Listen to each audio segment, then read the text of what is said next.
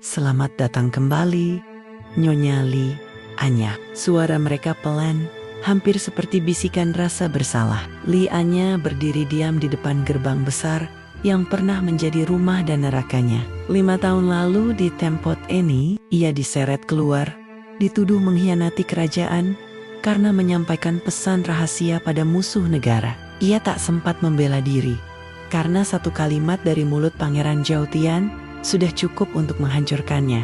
Dan malam itu, ia dikubur oleh waktu, namanya dihapus dari catatan istana.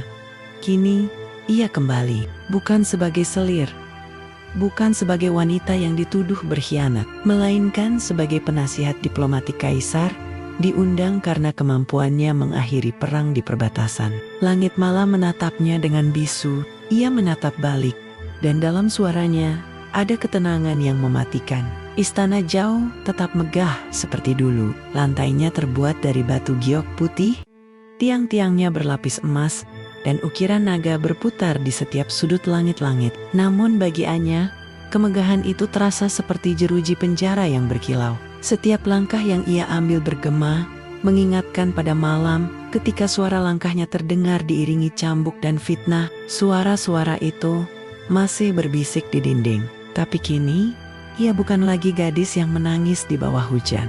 Ia adalah bayangan yang kembali dari masa lalu, membawa tatapan dingin dan rahasia yang tak bisa ditundukkan siapapun. Ruang tahta diterangi ratusan lilin. Kaisar Zhao yang tua duduk di singgasananya, ditemani oleh Pangeran Zhao Tian di sisi kanan. Saat pintu terbuka, semua mata menatap wanita yang baru masuk, wajah cantik yang dulu disangka sudah mati. Ia berlutut dengan tenang. Anya berdiri perlahan. Cahaya lilin jatuh di wajahnya, pucat tapi tegas, seperti batu giok yang dingin, namun indah. Zhao Tian menatapnya. Senyum tipis muncul di wajahnya, tapi matanya penuh badai. Kau tampak berbeda, Nyonya Li. Waktu membuat semua orang berbeda, Pangeran. Tapi beberapa luka, rupanya tak pernah berubah.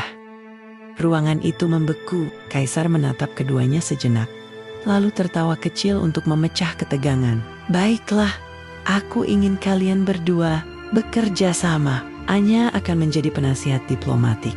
Tian akan memimpin Dewan Perdamaian. Dunia luar sedang gelisah, dan aku butuh kedamaian di dalam istana ini. Kata itu bergema di kepala Anya seperti ejekan. Istana ini tidak pernah damai. Ia hanya pandai menyembunyikan darah di balik permadani. Setelah upacara, Anya berjalan sendirian melewati taman istana. Cahaya bulan memantul di permukaan kolam, di mana bunga plum yang gugur mengapung perlahan.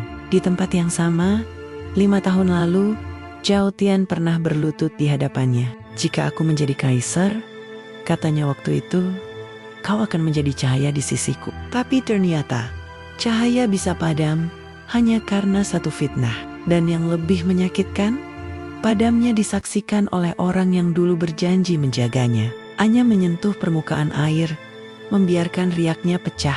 Aku kembali bukan untuk dendam, bisiknya, tapi untuk membuktikan bahwa kau salah. Bayangannya di air bergoyang, seolah ikut mengangguk. Saat malam semakin larut, langkah kaki terdengar dari arah paviliun belakang. Suara itu berhenti di depan gerbang kamarnya. Nyonya Li, masuklah. Tuan Han Yue, jenderal muda berusia 30, melangkah masuk. Ia dulu yang diam-diam menyelamatkan Anya dari eksekusi dan membawanya ke perbatasan. Kini, ia datang lagi, membawa kabar dari dunia luar.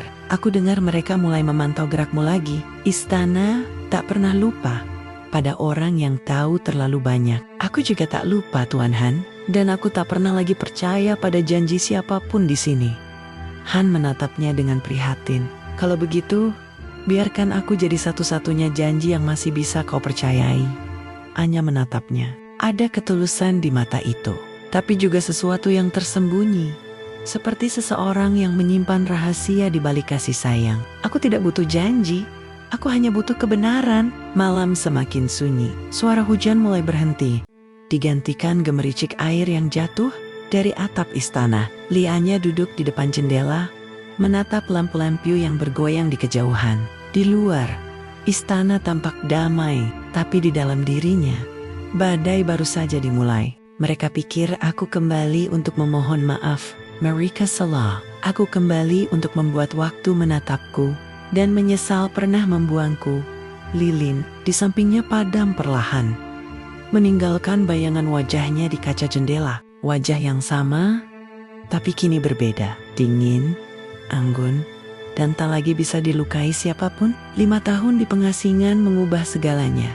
Caraku memandang cinta, caraku menahan sakit, bahkan caraku tersenyum. Tapi satu hal tetap sama, bayangan masa lalu masih menungguku di setiap sudut istana ini, di mana luka menjadi puisi dan cinta berubah menjadi waktu.